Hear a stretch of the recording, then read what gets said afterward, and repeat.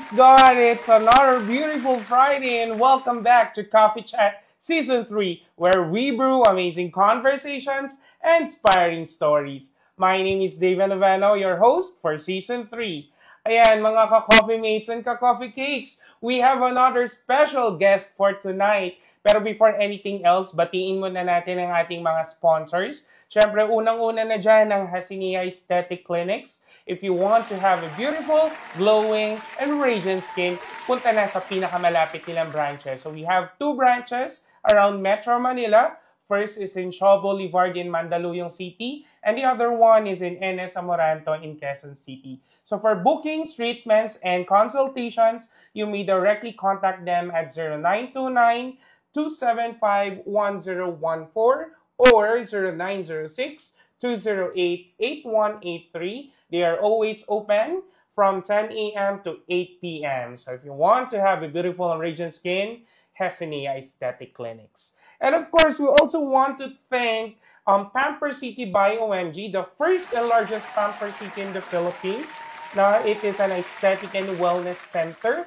So if you want to have bookings, reservations with them, you may directly contact them at 0945-203-9888. Their location is at 107 K1 Center by Prestige by Asiana City in Parañaque City. So Pamper City by OMG, your luxury escape. Ayan, and of course, we would like to also invite once again everyone with our schedules with our live streams with Ignis Novus Artist Management. Siyempre, unang-una na dyan, every Mondays, chikahan with Mommy Ray. And every Wednesdays naman, we have the Up Top Download Podcast with Charles Leon Partido and Caleb Alvarez. And of course, with our newest time slot with Coffee Chat with the Noveno every Fridays at 7 p.m. So make your 7 p.m. a habit with Ignis Novus Artist Management. And of course, please do also like, follow, and subscribe to our official pages. With Ignis Novus Artist Management, it's the same thing, Ignis Novus Artist Management in Facebook and in Instagram. And in TikTok, that's at ignisnovus.official. And syempre, hindi natin pwedeng kalimutan ang ating water production team. Yan, nandyan din ang ating First Son Production pages. In Facebook and in Instagram, it's First Son Production.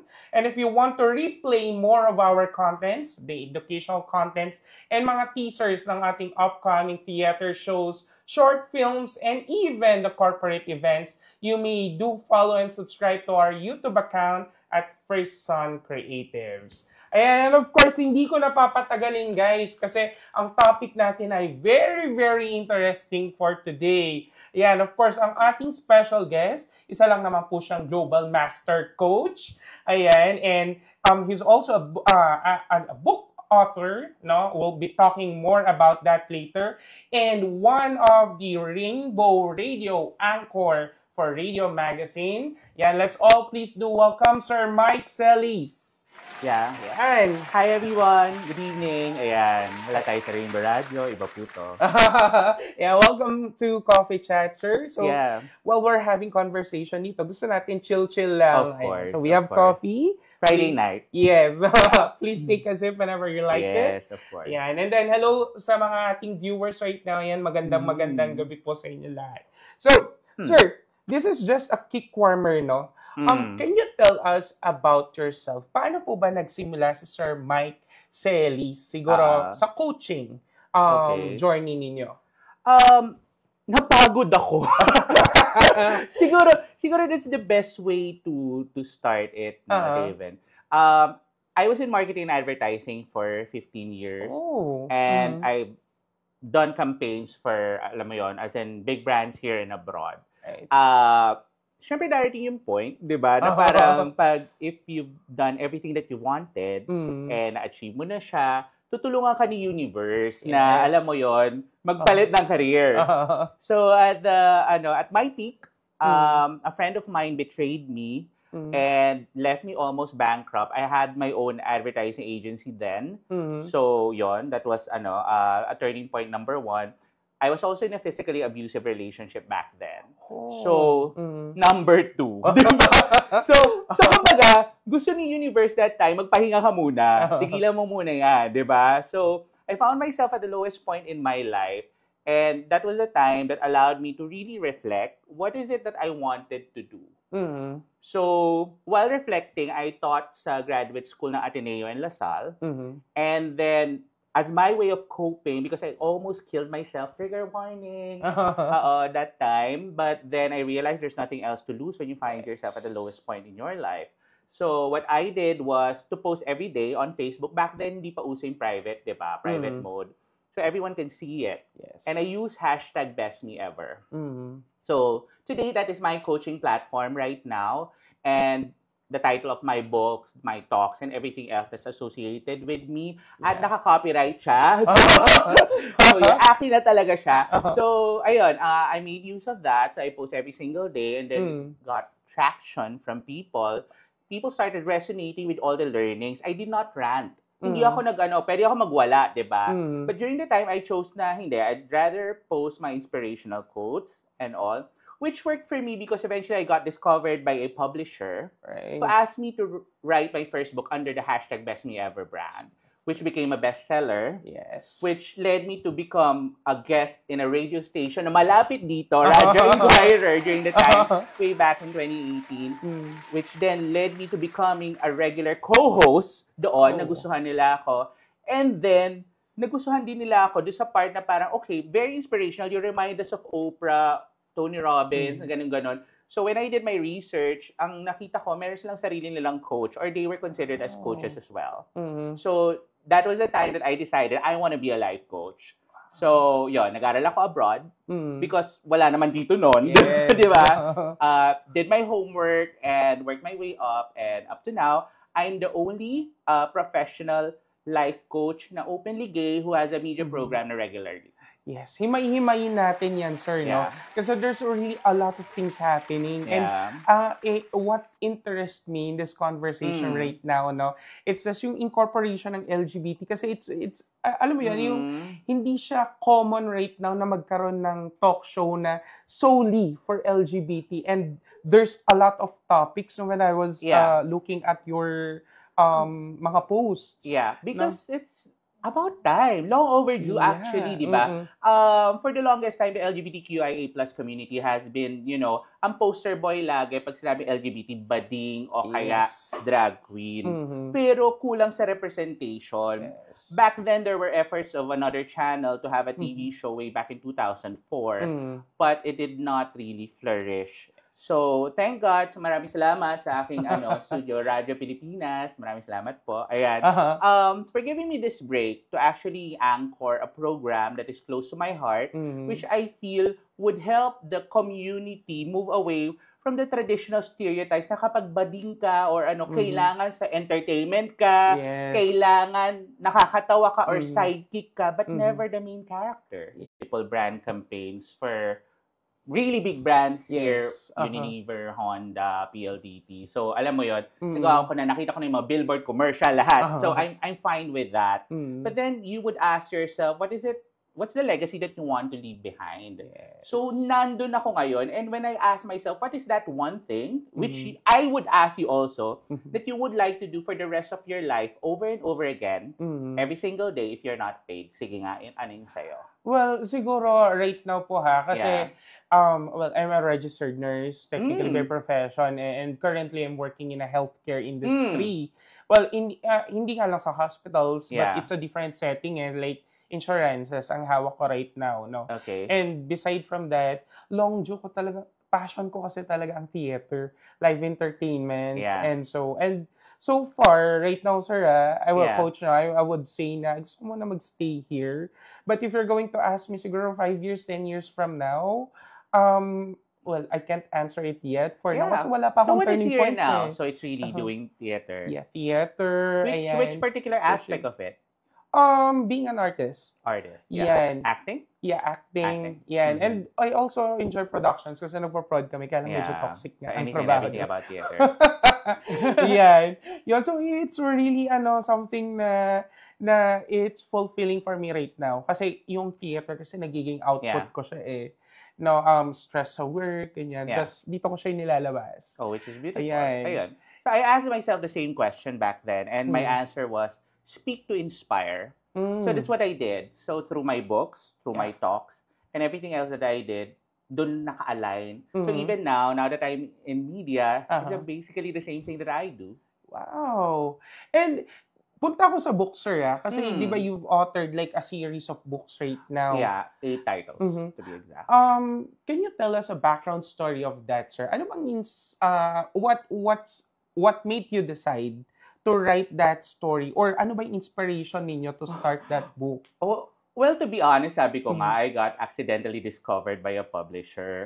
So I was a reluctant author. I'm like, wala namang yung sa bucket list ko eh. Alam mo yun, when you're young, you have a list filled with things that you want to achieve and all.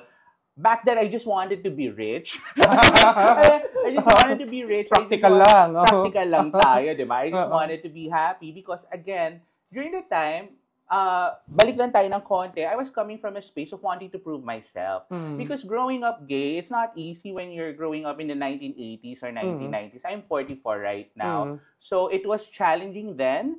And to be able to take up space means that you either have to be very rich, very famous, or both. Yeah. Diba? So dun ako. So part na yun. But then again, I realized that there's more to that. So when the publisher asked me to publish my book under the Best Me Ever brand, I'm like, sige na nga. Alam mo yun, I gave it a try. And fortunately, people, yun nga, kagaya na response nila sa social media, nagulat ako, naging bestseller sa National Bookstore. And then nagtuloy-tuloy na.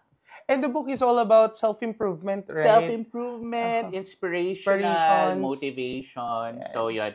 The latter books that I've developed in the past few years, medyo na siya interactive. So meaning may worksheet siya.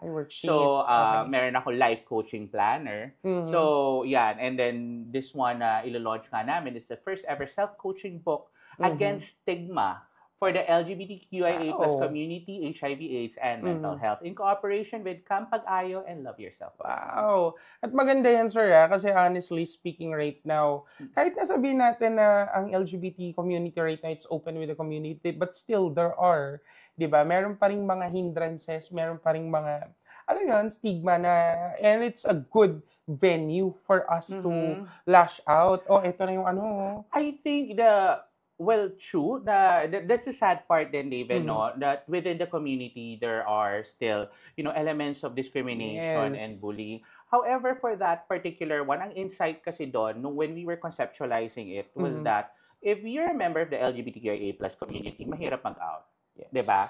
So, if you have HIV/AIDS, mahirap magpa-test. Matatakot ka. If you have any mental health concerns, mahihiya ka rin kasi you'd feel parang ashamed na parang ako lang ba to, may mali sa akin, di ba? So, the insight of that, yun yung kinuha namin, kaya ako ginawa yung book, na parang for people to eventually get the help that they need. Yes. So, it's a 12-day journey for them that would allow them to reflect and recalibrate and realize na it's okay to ask for help. Yes. Because at times, we tend to keep things to ourselves that we forget that the best thing that we can give ourselves is actually the help that we need. Alam mo, sir, very totoo yan, no? Kasi ang hirap lumaki sa mundong ito na ikaw lang talaga mag-isa. Kailangan mo talaga ng support system. Yes. And though easier said than done, di ba? Easier said than done. However, it all boils down to yourself then, David. So meaning, it's a matter of choice, diba? On how you would want to deal with your problems, while being strong would not always be the option, diba? Yes. At the end of the day, the final decision lies on you, and it's up to you on how you could do to make it happen for yourself. Yes, kung paano mo siya ma-manage, right? Yan. So, sir, i-cut ko muna yung usapan natin. Medyo umiinit na siya. Tag-enjoy ako talaga. Pero let's see, meron tayong mga comments from our comment section. So, yan, tignan natin. So, unang-una si Peter Charles. Ayan, good evening sa'yo. Lyra, ayan, Angeline Reyes Gaa. Good evening daw po, Sir Steven and Coach Mike. May ma'am. Hi, ma. Thanks God. Good evening po. Ayan, Jeline Balmores. Ayan, Clarina Celis. That's my mom naman, di ba? Diba? Good evening daw po, sir. Ayan. Hi. Yan, Janelle Badiola. Hello. Magandang gabi po sa inyong lahat. And we have Christy. Paano pronounce? So, Detiques. Ayan. Good evening po sa inyong lahat. Ayan, so kapag may mga questions, if you guys have questions, no, for Sir Mike Celis, just drop your questions on our comment section. And babasahin natin yan. The answer, you will get it directly from Sir Mike Celis. Okay? Kaya so mabalik tayo sa usapan natin, sir. Now, if I'm not mistaken, yung books niyo, there's a lot of topics na, di ba, iba-iba siya per book? Tama ba ako? Yeah. And it's like, paano niyo naisip na dapat yung concept ng first book ko is like this? The thing is, I never had, alam mo yon, a plot of how everything would unfold. Meaning, all 8 titles, para, ito, chapter 1, 2, 3, alam mo yun, parang book 1, 2, 3, 4, 5. Yes. Walang ganon. I'm a writer who comes from a space of, I write when I'm inspired. I write when I feel the need and the want, diba? And I know that I could give more. So, lahat yung mga hugot. So, meaning, yung first 3 books were basically the compilation of the postings I did for the past few years. Kasi every day I have a self-empowerment community. So, it's called Best Me Ever Self-Empowerment Community by Coach Mike Celis. So, every day may mga reflections ako doon and may mga quotes ako doon. So, it's basically a compilation of that. The other books naman, naisip ko, I wanted to become more interactive. Kasi ako, on a personal note, I love being asked questions na mag-iisip ako. Yes. Di ba? Yung para, okay. Kasi when you think of the answers and you own them, that is when changes happen. Yes. So I wanted to share that experience with my readers. So that's why naging mga workbooks, yung succeeding titles, of which doon naman ang mas fulfilling sa akin because people would now message me that my book helped them process the things that they needed to deal with during the time. Wow, and it's and it's not only coming from your own experience, but exactly. Pinag-aralan kasi talaga siya, right? And there's a scientific explanation behind it. I think the basic thing that we can say about that, for all the books that I've written, for everything that I do right now, even with Rainbow Radyo, with what's this, Rise and Shine, or whatever else, that platforms that I have, it's really more of talking about shared experiences. We focus too much on our differences. That's why ang tingin natin is, hindi ako makaka-relate dyan, hindi ako ganyan-ganyan. But in reality, sabi ko nga, gender aside, status aside, diba, accomplishment aside, we are all the same. Yes. So I think yun yung pinaka-core ng hashtag Best Me Ever, that you can be the unapologetic, authentic, grandest version of yourself. Whatever that may mean for you, diba? And everyone would accept that. Wow. So it's kumbaga, if we're going to talk about it, whatever your experience is, if you're going to share it with me, I could pick something. And that is the thing. You just don't limit it to the Philippine setting. My readers, lalo na yung mga naka-launch ko sa Amazon, ang dami kong foreigners, marami na akong foreigners na client right now. Because sabi ko nga, somewhere out there, someone needs to hear your story. You just have to say it as is, diba? And be authentic about it. So I guess I'm just lucky I'm given that platform to share. Wow. Punta naman tayo, sir, sa Rainbow Radio. Anchor, this is, if I'm not mistaken, you've mentioned a while ago na it started last month, right? Ang tagal in the making. Hindi naman pa, no? Kasi I was really looking at your mga videos. Sabi ko, ay, wow. Ang diverse ng topics. Kasi it's like, every topics or every episode, may iba't ibang topics na tinatakel.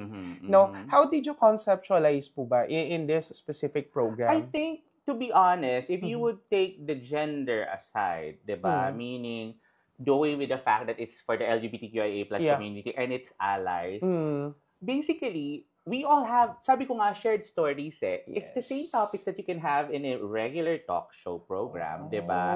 But people just put, a different color to it because it's an LGBTQIA+ program. So what you're seeing right now are the topics which people do not readily talk about because they don't have a platform, but now they find relevance in it, diba? Yes. So I think it's a very brave move for a state media outfit to actually have that and encourage people that, hey, maybe it's time for you to listen. Maybe it's time to do away with the judgment, to do away with your assumptions, and focus on this is really good content for you to be able to understand, because with understanding comes acceptance, and with acceptance comes the harmony that we've always been looking for since God knows when. Okay, perfect. Very well said. Ayun, Sir Mike. And then, Sir Mike, now, since you've started itong Rainbow Radio last October, no, was there any obstacles or difficulties that you have encountered? Alam mo, surprisingly, I think ang pinakamalaking difficulty niyan was the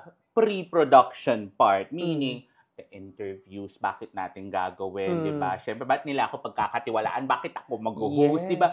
Ang dami ka. Parang feeling ko mas mahirap yon, because all the challenges that they raised to me during my interview was that, paano kung may backlash? Yeah, Paano exactly. kung, di ba, biglang ang mga tao hindi tanggapin or ganyan-ganyan? I remember my answer then was, why are we focusing on the backlash if we totally believe in the purpose? Wow. And that made it happen. Very correct nga. Diba? Parang bakit ka matatapos kung talaga naniniwala ka dun sa purpose, and you're actually very much confident that regardless what happens, because there would always be one person who would hate what you do, kahit na tama yan. Diba? Exactly. Kahit gano'n ka pa kagaling, diba? I mean, marami tayong artists na magagaling pero ang dami pa rin haters. Meron at meron Meron talaga. at meron. Bonus lang sila, hindi naman sila yung market natin. Diba? So what I've learned in this industry, being here for 7 years now, technically prior to Rainbow Radio, is that you cannot please everyone, but it doesn't mean you should stop, living your purpose and making a difference by actually being brave enough to actually take that first step. Yes, correct. Totoo yan eh. Kasi parating nga natin sasabi, even though nag-aano ka kagaling, kaano kaganda yung program mo, there will be negative feedback. Oo. I'll say that. I'm lucky wala. So far. hindi pa ako naghahanap. Hindi pa ako naghahanap.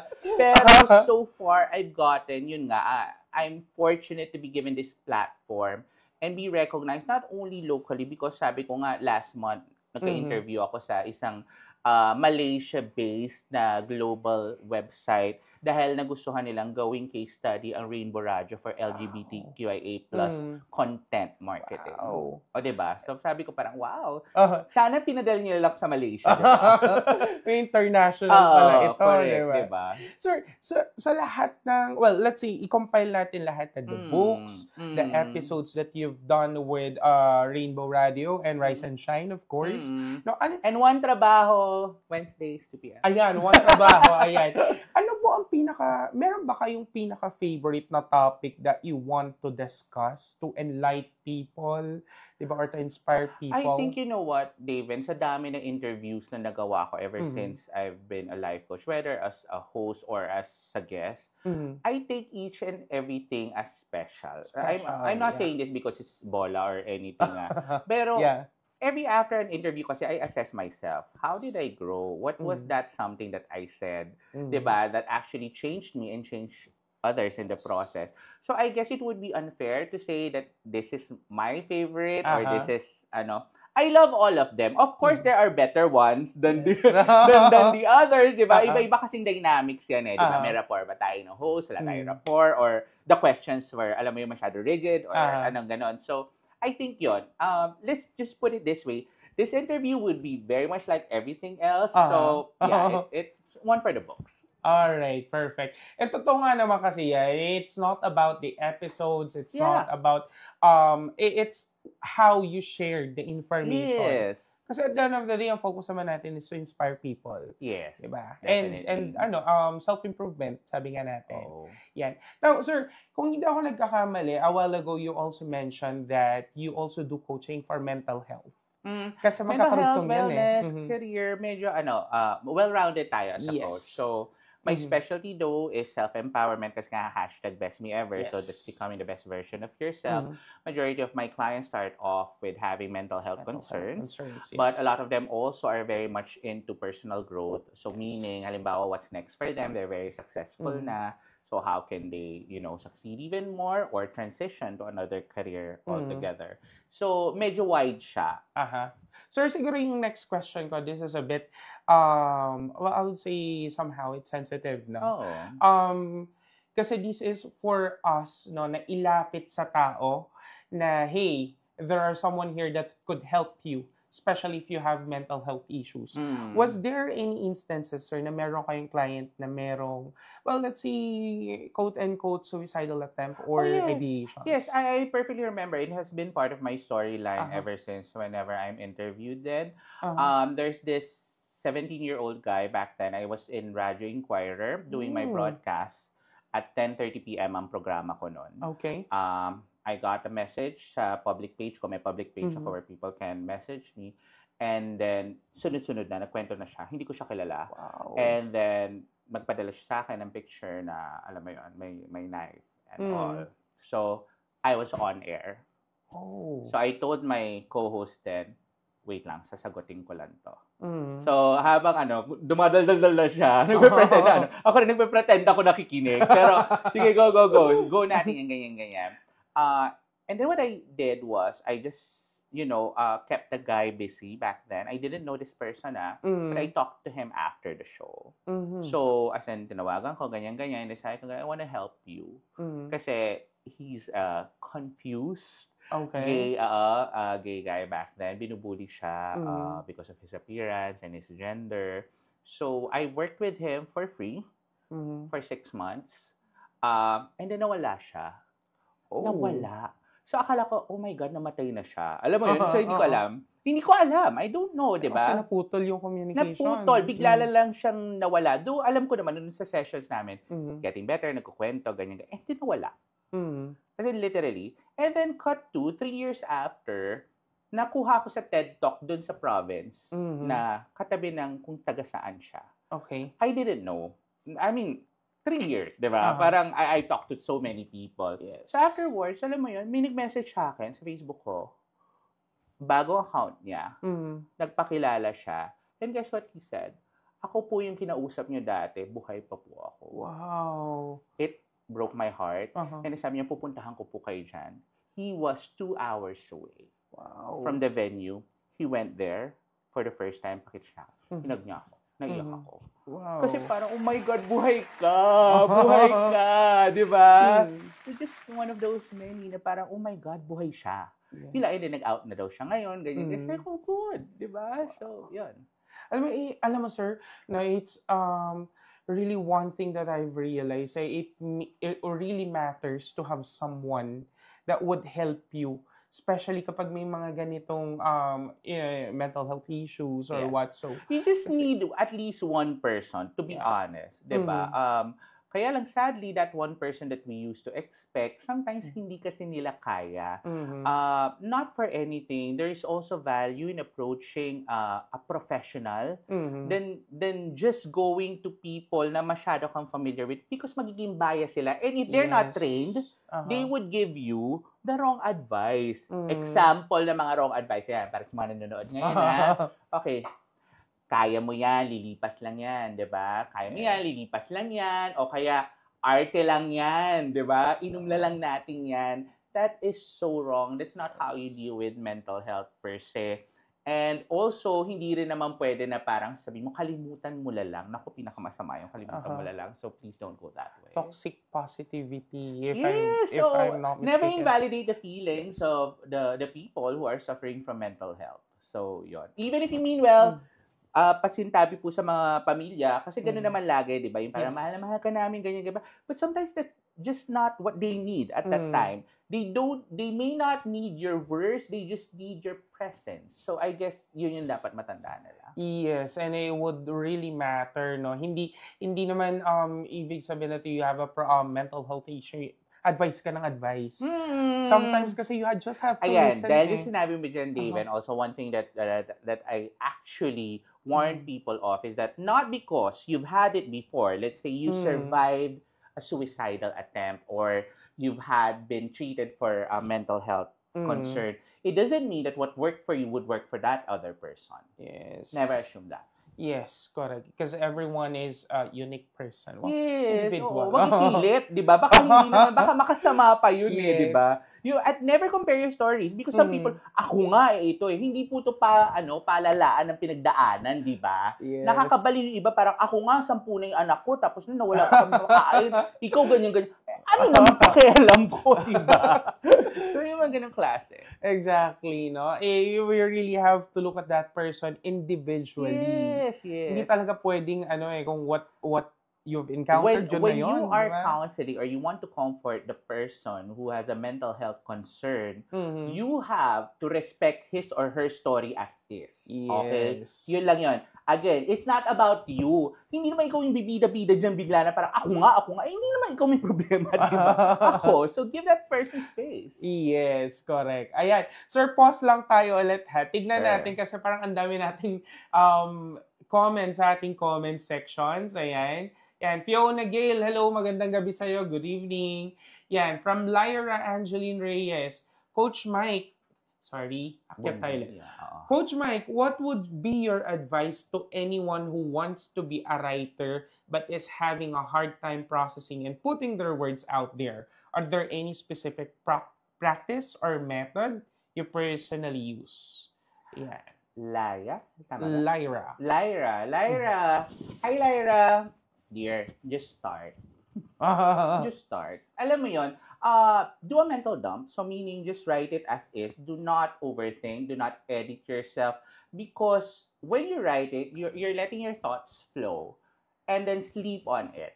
Check it the next day and you would realize that ideas are actually going to form easier when you set yourself free from the pressures of writing, di ba? And just letting yourself be. Start from there. Wow. Honestly, sir, I'm hearing your words, no?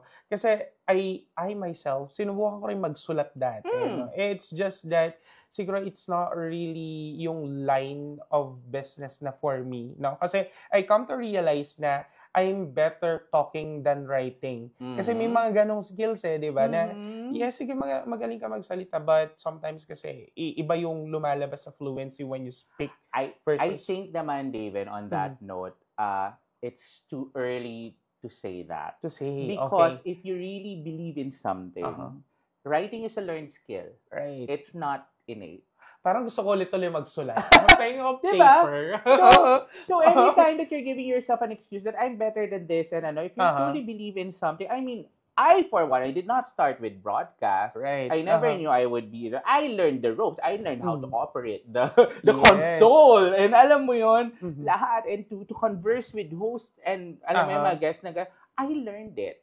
So sa akin, if people would tell me that, alam mo yon na, hindi, baka hindi ako pang ganito, hindi ka na, says who? Ikaw lang, nagsabi niya. Ikaw lang makapagsabi sa sarili mo, but if you really like it, diba? If you're fond of it, I mean, right now, I'm taking my PhD. I am forcing myself to love the theories, to love all the research papers. But sabi ko nga, ako ang lagi ko sabi sa sarili ko, hindi ako researcher. I can talk, but I don't want to do all the research in the world. But right now, kakasabit ko lang ng 2 papers, may isa pa ako next week. But that's like, I like the conversation, sir. It's really very inspiring. Oo nga naman, bakit mo nga naman nililimit yung self mo, di ba? At the end of the day, ikaw lang naman nagsasabi niyan, mo kaya, di ba? Ayan, may naghulog po ng stars. Ay, Joseph, maraming salamat. Baka meron ka pa dyan. Hindi, joke lang. Tandaan mo, marami kami dito. Ayan. Tingnan natin. From Carl Dabi, my brother. Ayan, pa-shoutout kay Kams. Hello, Kams. Yan, nasa Enchanted Kingdom. Nasa Laguna. Sana all yung mga kapatid ko naglamyerda. Ayan. Mami Ray, hello, magandang gabi po. Mami Rachel Pulion is one of our hosts na for Chikahan. Hello. Ayan, siya yung every Mondays. Ayan. So guys, if you have any other questions pa, you can drop your questions on our comment section para itanong natin diretso kay Coach Mike. Yes. Ayan. Sir, eto naman. Overall, no? Kasi we were talking a while ago na initially kasi there was a turning point in your life kaya ka napunta sa ibang industry. Right now, kung nasaan ka ngayon, do you think na sooner or later there will be chances for you to, alam mo yan, to take it into another level? Kasi right now, you're on radio, you're already on TV, di ba? Meron pa ba kayong nakikinita in your future? Ay, oo naman. Diba? Alam mo, yun yung laging misconception sa akin. Pag tinatanong ako sa interview, parang, is there anything else that you want? Parang feeling ko you have it all. I've heard that several times. So sabi ko, feeling mo lang yun. Diba? It's so easy to judge a person by what you see, but what is really within, that's what matters. Now, for me, of course, seeing the potential of the advocacy that I have, and nandun na nga ako sa age of purpose. So, yeah, I would like to go global kasi yun naman talaga nga yung market ko. Sabi ko nga, pangarap ko, paging sa mga producers at sa mga okay? Gusto ko pa mag-host ng Queer Eye, ng LGBT program. Ganon, di ba? Na-achieve ko na sa Rainbow Radio, pero I feel something like Queer Eye or, something like that on TV or digital kasi I feel there's a market for that. Or if not that, I would also settle to being the Oprah in the Philippines or Cut 2. Okay, wag pong Oprah of the Philippines. I want to be the first Mike Celis of the Philippines. Mike Celis. Yeah, I want to have my own brand. Because lagi rin sinasabi sa akin nun, people are not yet ready.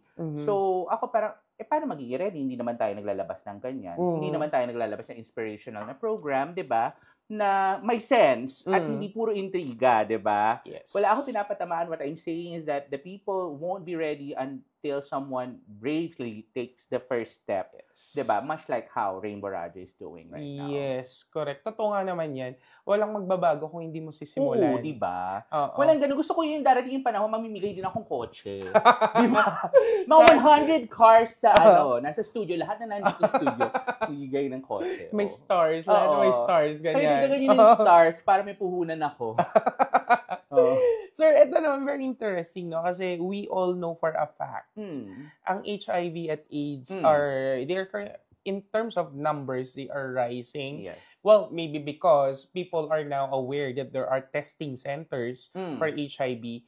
Pero specifically speaking, sir, for those person living with HIV, what advice you could tell them? No, na hey, it's not the end of the line, or hindi, it's not the end of the line. To have them move forward. Okay. I think for people who are living with HIV now, or if you have AIDS, please always remember that you are not defined by what you have or what you don't have. You are defined by the choices that you make every single day and how you make use of what you have or don't have to actually help others in the process. So, yun lang laging tatandaan yun. And yun nga, it's not the end of the line, di ba? It's not a death sentence. I mean, ang dami ng ARV, merong again, HIV is treatable, and pati AIDS, treatable. Not curable, but treatable. Okay ba yun, So, ibig sabihin, you can live a long life, di ba? When you take care of yourself and you take the medicines. So, focus on that. Mas marami pang namamatay na maaga sa aksidente, di ba? Kaysa sa HIV.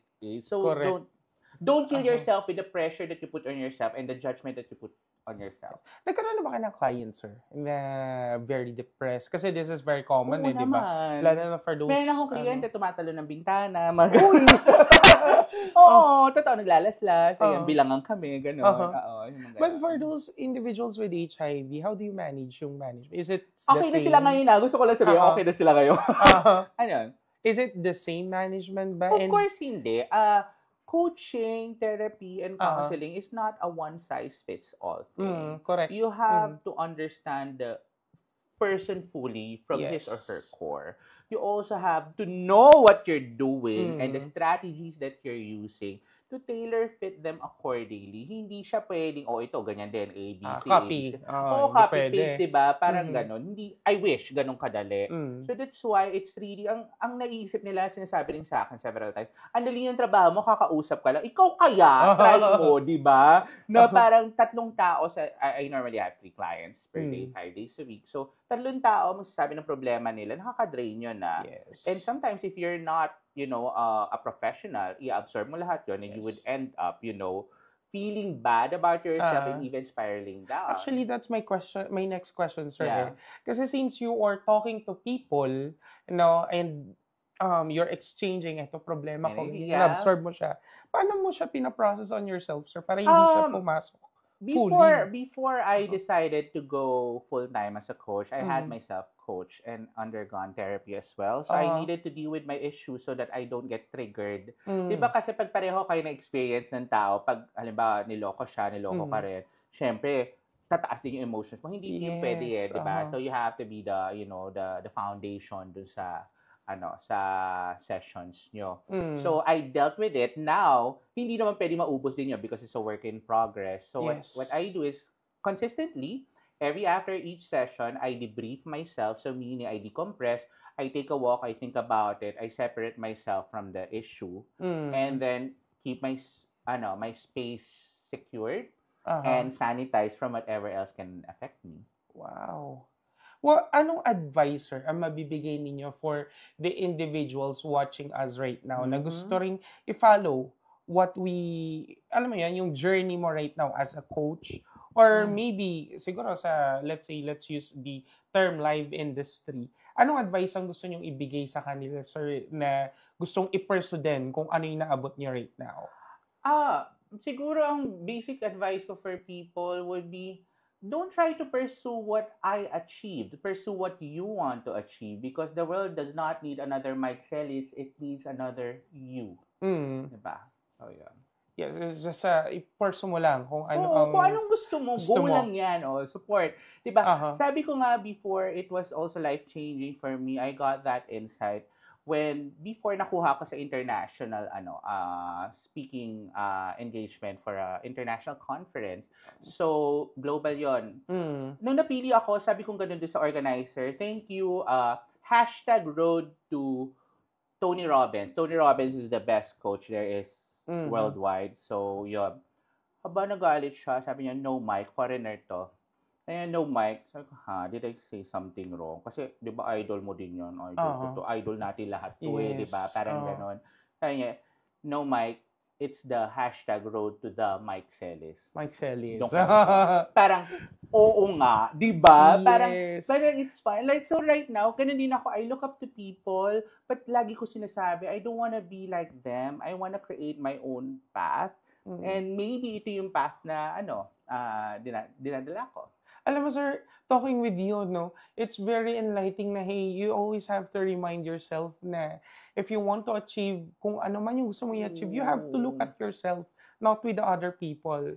Ganun lagi sinasabi ko, even dun sa coaches na mini-mentor ko, don't aspire to be like me, aspire to be your best. Kasi ang gusto ko someday, mas malagpasan niyo ako. Wow, kasi, diba? Totoo. Secured ako. Meaning, go. Gusto ko ako yung nakaupo. Lagi kong bilin sa kanila. Gusto ko in 3 years time. Meron ako talaga. You can ask any of the coaches I've mentored. 3 years time, gusto ko ako yung nakaupo sa audience, kayo nagtutalk. Pasalamatan nyo ako after.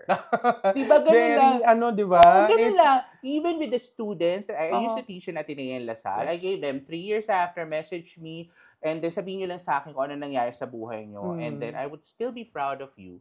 Yung mga students ko from 2015 yata, 2017, may message pa rin, sir, may asawa na ako, ito ako, housewife ako, ganyan. And I still say the same thing, I'm proud of you, because they need to remember that once in their life, diba, someone believed in them, no matter what they became afterwards.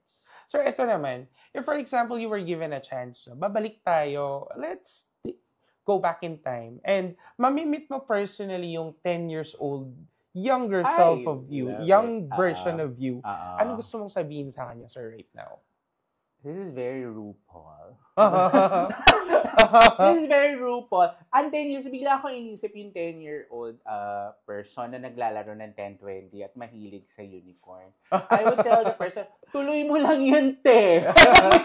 Tuloy mo yan. Don't let others tell you that there's something wrong with you. And don't let others change you just because they felt that yun yung standard. Yes. You create your own standard so that others can follow. Remember, mas maraming bata sa'yo na mas magaling mag-10-20. pero very true. Kumbaga, ang simple ng message 10-20 is, syempre, laro yan na kinalakihan almost of everyone. Ilang medyas ko na punit doon. Sige. But at the end of the day, you just have to continue kasi, yes. I think that's very significant. No, some people don't want to talk about that. Pero sabi ko nga, one of my, what could have been, that I wish sana at that age, I discovered coaching na. Because if I was coach, I could have, done things differently. But then I realized if I was coach that time, wala ang best me ever ngayon. Because all the things that happened to me needed to happen for me to come up with this. Kailangan talaga may hugot, no, Yes, sa buhay. definitely. Para at least alam mo kung saan mo ilalagay yung Yes. hugot mo. Yes. Ayan. Now, sir, ito naman, I'm just curious, no? I usually ask my guests about it, and sometimes kasi I wanted to hear like a different kind of story. Kasi sabi nga natin, each people have different stories, right? Now, sir, for example, if you're going to die today, no, and wag naman. Yeah. Ikaw muna. Marami pa tayong gagawin. Dapat I mean, so for example, you're going to die today and then you will be reincarnated. Would you rather choose to be yourself or you want to try the other people's life naman? I would want to be reincarnated to the best version of myself, no matter how that would look like in the future. I would still embrace the same journey, pero kung naka-fast forward, di mas maganda. Di ba? At least alam ko na yung pinagdaanan ko in the past, and right now, I'd be more than comfortable to realize that whatever it is that I meant to be in the future, that's okay. I'm not comparing it with anyone else's journey. Di ba?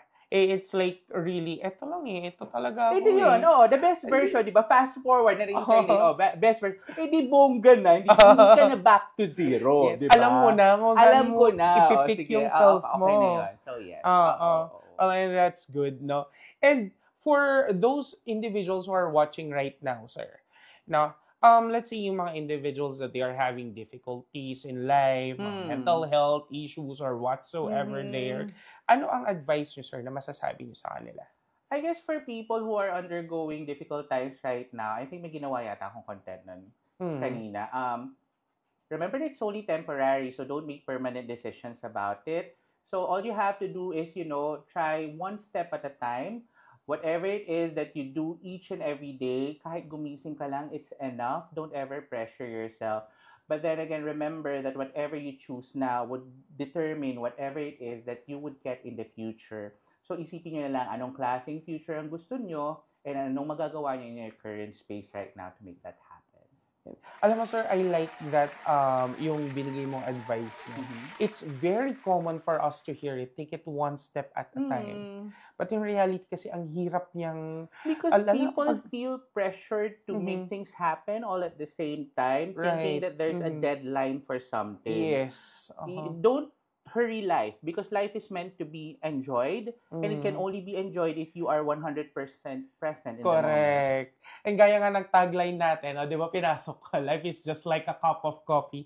You have to taste it for you to enjoy it. True naman. Sinabi ko na kaagad kahit hindi pa tayo closing. Pero tingnan natin, meron daw pong mga comments pa sa ating comment section.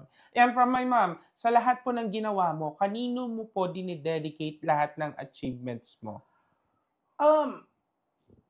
To be honest, okay, well, apart from the usual to my friends, my family, to God, I dedicate it to my younger self. Ayan, kaya ipapasok ko yun. Who felt that he did not deserve to take up space na parang, tingnan mo ngayon, yung kinatatakutan mo. Diba, ayaw mo mag-out dati kasi takot na takot ka, pero ngayon, out ka, and then now you're helping people come out of their closet as well. So, parang, good job, self, na survive mo, tuloy mo lang yan. Ganon. No, hindi mo inaakala noon na, ito pala na yung tinitingnan nilang masama is actually the thing that would bring so much good in the society right now because everyone deserves to be heard, seen, felt, and celebrated. Right. And lahat talaga ng bagay, no, sir, merong two sides. Exactly. Yeah, when you look it on your perspective, well, parang ang pangit ng dating.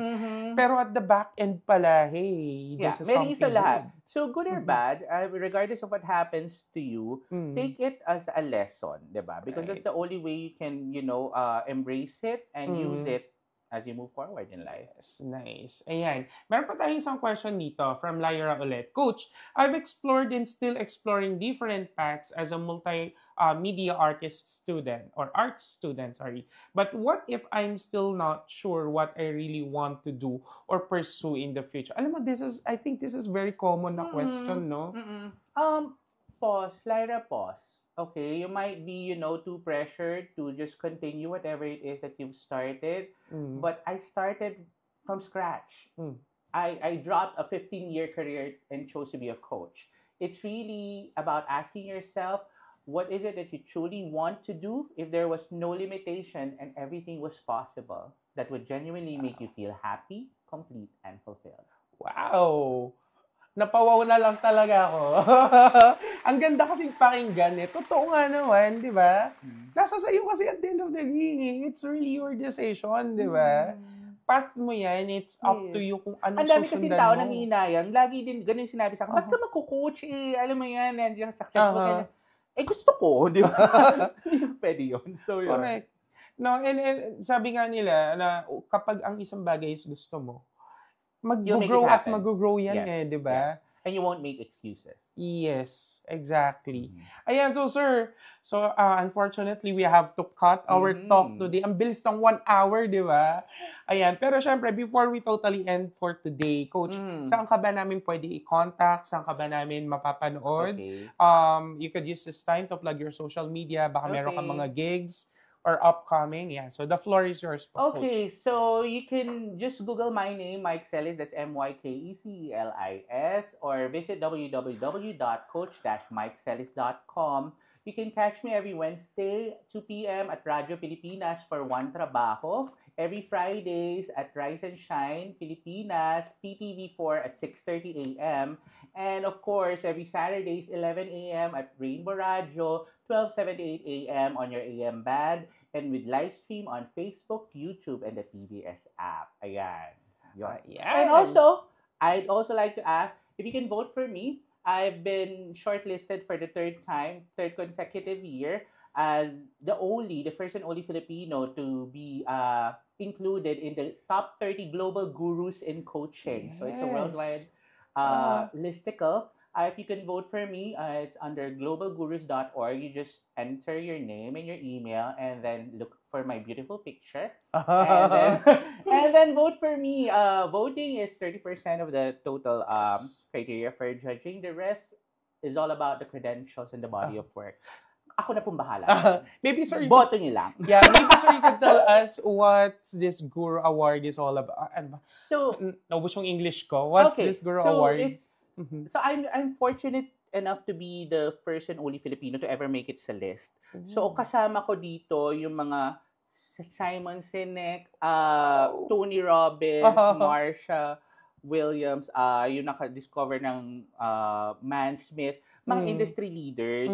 So nung pumasok ako, talaga parang talaga. But then again, I've been braced. I was number 27 when I first made it to the list 2 years ago. Number 15 for this year. Wow.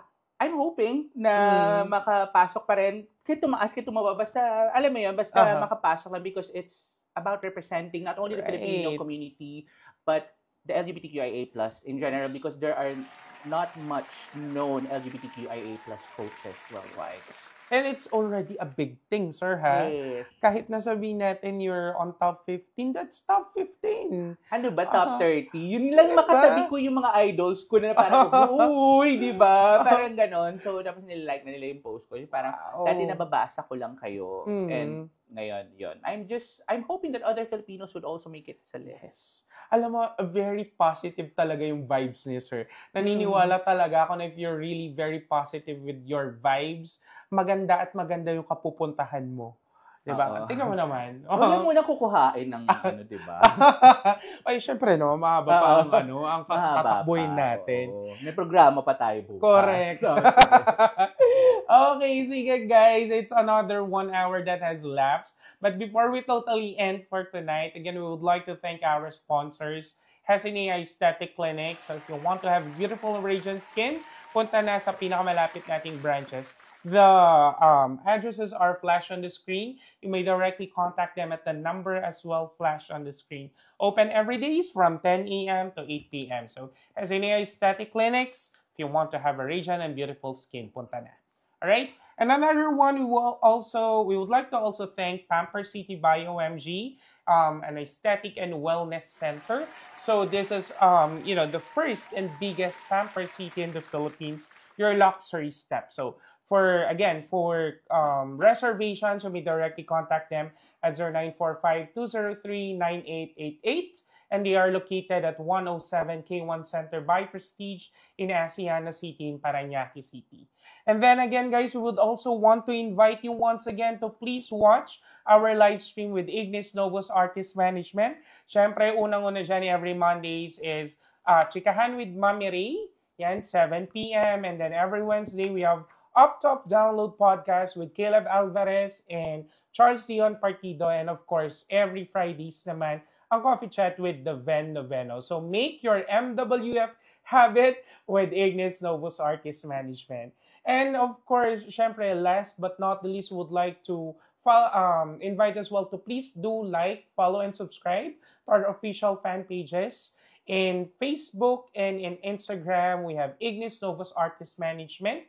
And as well with TikTok, that's at ignisnovus.official. For First Son Production naman, our social pages, we have in Facebook and in Instagram, it's First Son Production.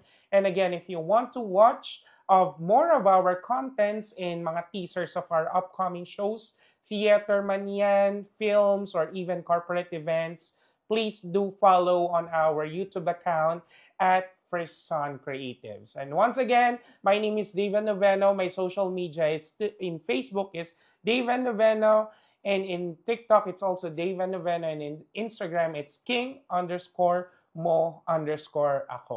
Ayan, so it's another very jam-packed and interesting episodes that we have today. So syempre, Sir Mike, maraming salamat po sa time for accepting our invitation. Ayan, so guys, just like what I've said a while ago, no, life is just like a cup of coffee. You have to taste it for you to enjoy it. Magkita-kita po tayo ulit next week, same time, same day. Thank you so much, guys!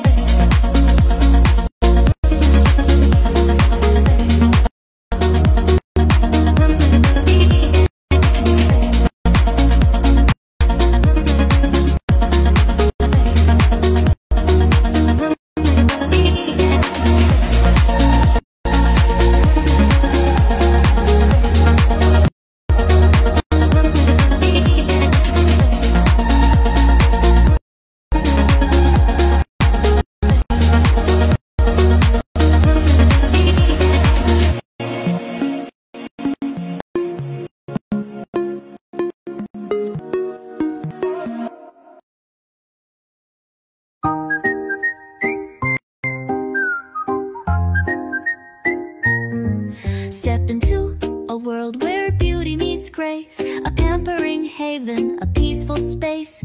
From head to toe, even dental, we've got it all. Elegance and confidence, feeling tall. Hair services that bring out your light. Pamper City makes you feel just right. Pamper City by OMG.